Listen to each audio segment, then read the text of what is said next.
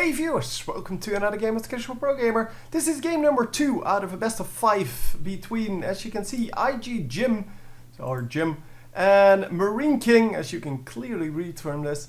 Yeah, we are going to see another Protoss versus Terran. This is a best of 5, so we're going to get up to 5, but at least 3 games of Protoss versus Terran. I will try to cast all of them and upload all of them today. Well, casting all of them should not be a problem since it's, well, really early in the morning now. And I should be able to do 5 games unless they crash, but, well, that's not my problem. Or not my fault, I should say. It is my problem. Yeah, we are going to get a pylon out. We're going to get, well, supply depot out. It's all pretty standard. And by pretty standard, I mean the most standard you can possibly think of.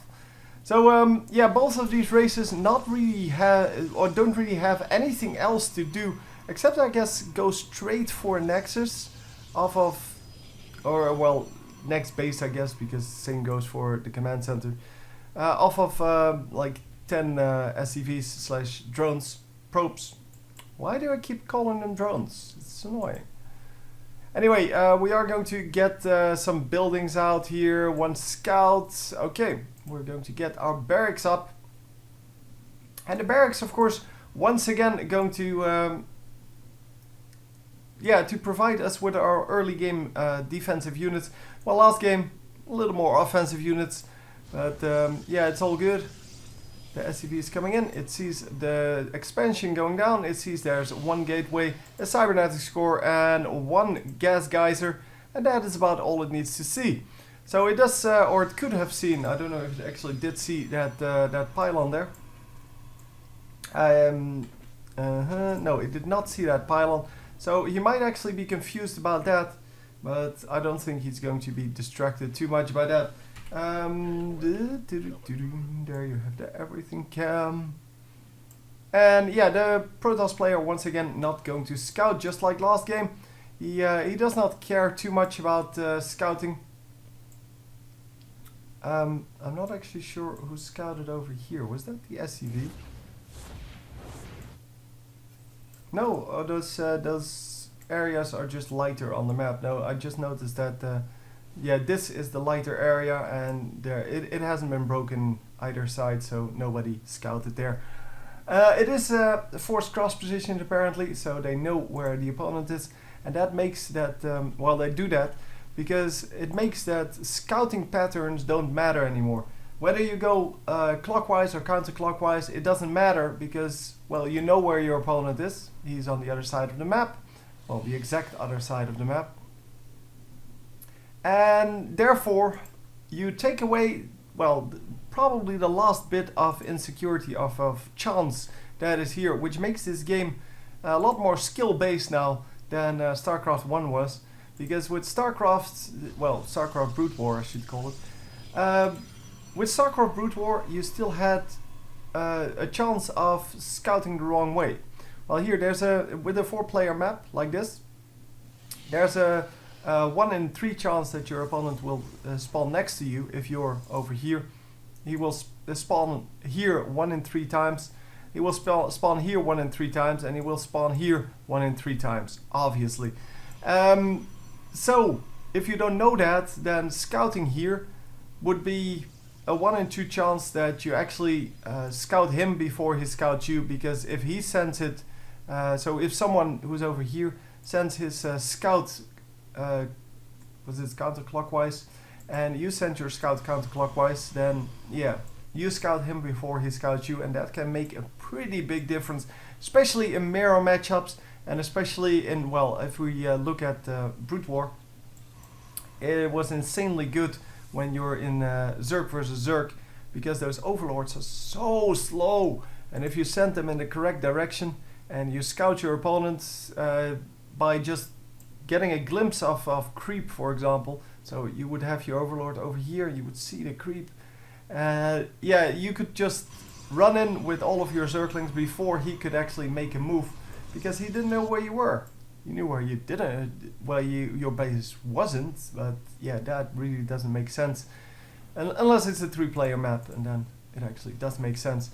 Anyhow, we do have plenty of Marines out, 1 Marauder, No medevacs yet. Medevacs are going to come in. The reactor is being built here on the factory, and it is going to be on the starport. Obviously, going to be well, it's going to be for the medevacs.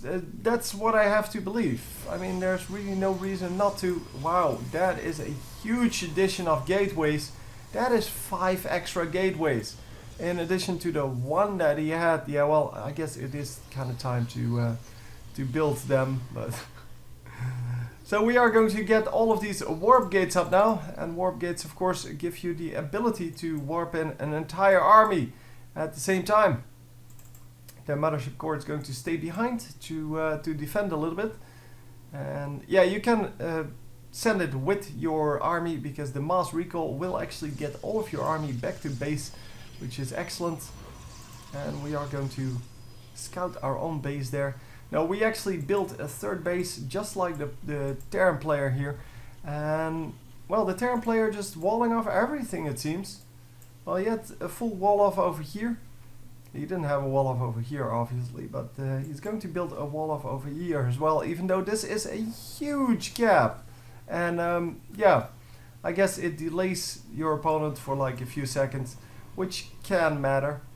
It normally just prevents solo units from coming in.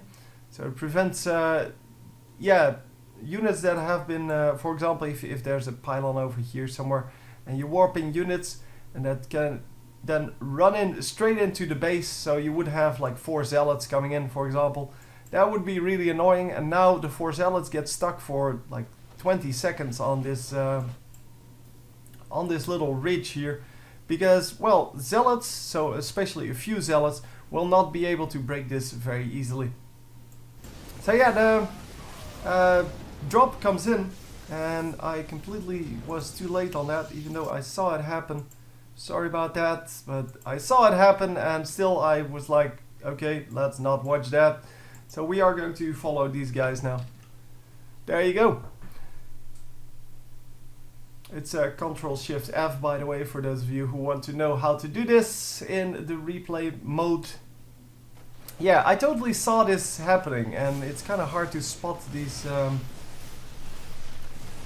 blue units on the map anyway, but I did see it happen and just didn't react to it, which is kind of stupid. But anyway, we did get the cancel on the Nexus, so not an actual snipe of the Nexus, and that is actually pretty big, because it's 300 mineral difference. As you can see, only lost like 3 Marines there, so that's not a big deal. Workers killed 2, units killed 6 on the other side. So the Protoss a little bit behind here, I have to say, on the units lost or the resources lost. Yeah, well, no, actually it doesn't show up. It doesn't display properly what you lost. Obviously, not having this Nexus come up is way worse than the 100 minerals you lose, but hey, whatever. You can't make it perfect, I guess. And we are going to march in with a pretty big army here. SCV going to scout this. I don't know what the SCV was doing there, but at least it scouted something. And we are going to kill this pylon. Very nicely done. I don't know how he knew there was a pylon there, but well, he scouted it and took it down. I guess he saw that that little probe come by. I don't know where it is. It is supposed to build something over here. Oh. That's this one.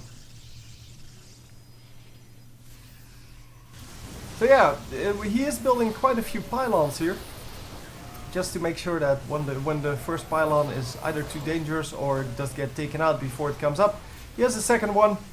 And well, he is going to get completely owned here by these Marines and Marauders, especially Marauders, of course, great against Protoss units, because all of these Protoss units, except for the sentries, they're all armored. And yeah, with the medevacs in tow, as you can see, 6 medevacs. We had some trouble with that in the last game. People, or well, the Terran player, building too little in well, in that medevac count, and the medevacs are really, really important. So once again, the GG comes out from Jim, and MarineKing is victorious. So yeah, a very nice push coming in from the Protoss player, but just too many Marines and Marauders coming out.